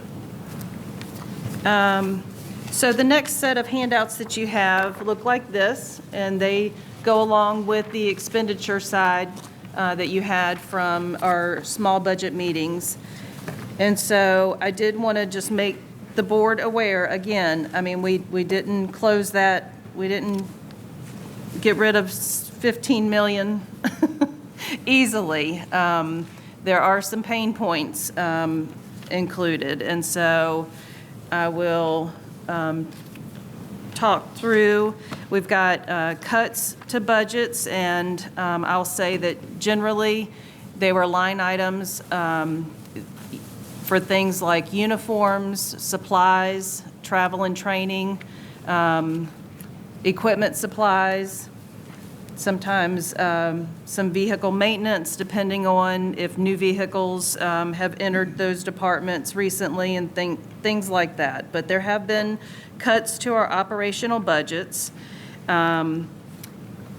We have, again, the county capital. You saw that we had a $6,162,000 ask initially, and we have that down to, so Donna, that's $1,880,000. Is it 880 or 830? It's It is 880. Yes. I'm sorry. Yes, because the funding from the earnings is $1,050,000. And then, as you saw from Mitch's presentation, $830,000 of PAYGO for capital that is in our budget. So we've got those items, and Jonathan will provide you all with some information later today about the details of the capital that we plan to fund with that $1,880,000. Well, is that big change because we factored in some borrowing money in here? Or we hadn't eliminated that number of projects, have we? We have not, no. No, a lot of that's not our larger capital projects. Those are vehicles and technology and... So indeed, you have made significant cuts there then. Correct. Okay, so I got it. It's not capital projects, it's capital projects. Correct. And, more specifically, we knocked out all of the vehicles. We will talk about a couple of vehicles for the sheriff's office as well as an ambulance. But other than that, other vehicles and departments have been knocked out. And we have a huge technology need with replacing Tough Books. The Tough Books are the laptops that are used by our public safety, and unfortunately come in at about a $4,000 a piece expenditure. So when you're looking at replacing 100 of those within our sheriff's office, that's a $400,000 expenditure. So as we work through the day and a half here, you'll see how we plan on taking care of those needs or what the request is moving forward. So we've got a significant decrease in our economic development because the inducement for Pfizer is done. So not to say that we won't pick up something else, but right now we're benefiting from that decrease. Also with social services, you'll see from our initial meeting that's gone down about $1 million. We know that they've got some increased needs, but we felt like that the increases that we had in there initially could come down, and we'll keep an eye on those as we work through the year. And again, we do have worked into our education, the 1.5 split between the community college and the school system. Talked to you all early on about Nash Arts and our need to make some improvements to that building. There are no funds in this budget for Nash Arts. I'm on the calendar to speak with that board, and that's later on this month. So once I get with that board, we just felt like as far as budgeting for the upcoming year, there's not really a need to make any considerations with the budget. We can, if we make the decision jointly with the Nash Arts Board to bring Nash Arts under the county umbrella, that could just kind of be a phased-in approach, and no need to actually put something in our budget this year for them. And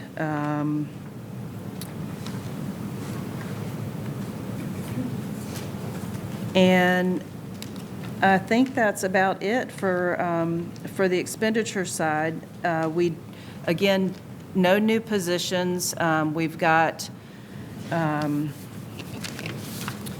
You say no new positions, that's countywide.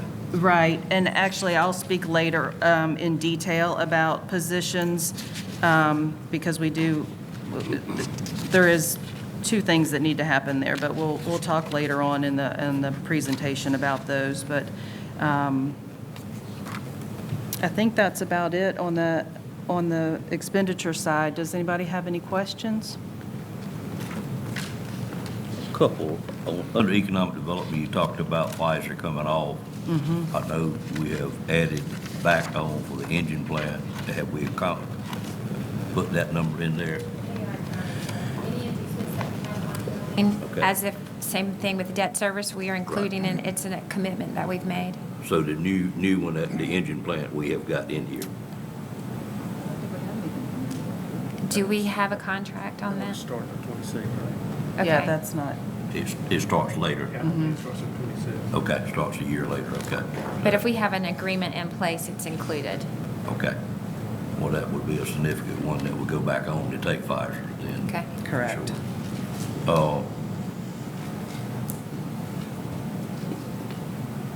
When you talk about Nash Arts, and you're meeting with that board, which I'm certainly glad to hear that,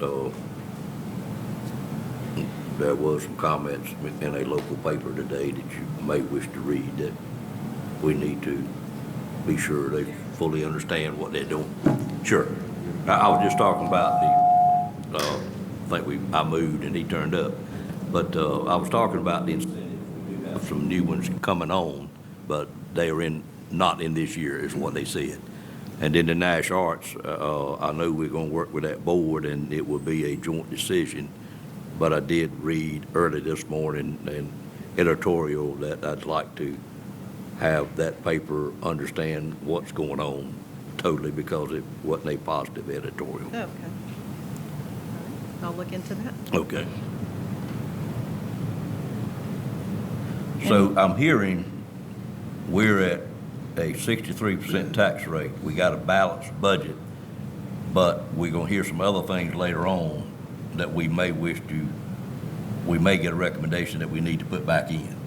Correct. Is that what we're saying? Sure, yes. There's a lot that's been cut out, and so we'll talk about in detail those things that have been cut, and Jonathan will talk about capital, I'll talk about positions, and just make sure that the board is fully aware of how we got to where we are right now. Okay. Understand. Okay. Are there any other questions about the expenditure side? Okay. Well, I think now we'll break for lunch. All right.